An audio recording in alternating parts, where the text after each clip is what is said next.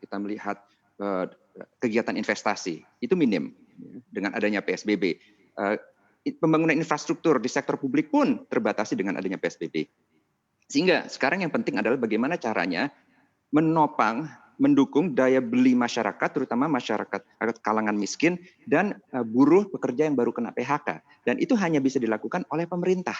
Ya, sehingga bantuan langsung tunai, bantuan langsung dari pemerintah, cash transfer itu menjadi sangat penting. Ini yang ibaratnya memberi nafas terhadap konsumsi masyarakat sebelum PSBB diakhiri. Oke, Anda melihat langkah-langkah yang sudah diambil oleh pemerintah, baik melalui tadi ada cash transfer, kemudian juga bantuan-bantuan sosial yang sudah dilakukan selama ini, evaluasi dari Anda apa Pak yang menjadi catatan? Tidak ada pilihan lain. Nah sekarang kuncinya adalah, oke, di satu sisi defisit APBN diperlebar. Ya sekarang diperkirakan di tahun 2020 ini defisit APBN 6,3% dari PDB, ya di atas threshold rata-rata 3% dari PDB.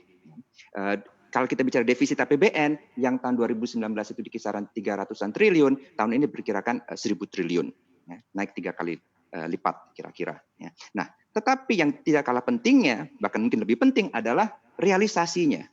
Jadi di atas buku, di atas kertas bisa saja defisit APBN diperlebar, bisa saja pasar menyerap SBN yang diterbitkan oleh negara untuk membiayai defisit tersebut. Tetapi selama defisit tersebut, selama anggaran tersebut tidak direalisasikan secara cepat, ya, maka dampaknya terhadap masyarakat juga terbatas. Nah ini adalah tantangan bagi pemerintah. Karena dalam keadaan normal saja, ya sebelum adanya COVID, pencairan anggaran pemerintah itu relatif lamban. Ya, baru akselerasinya di semester kedua bahkan di triwulan keempat tahun anggaran.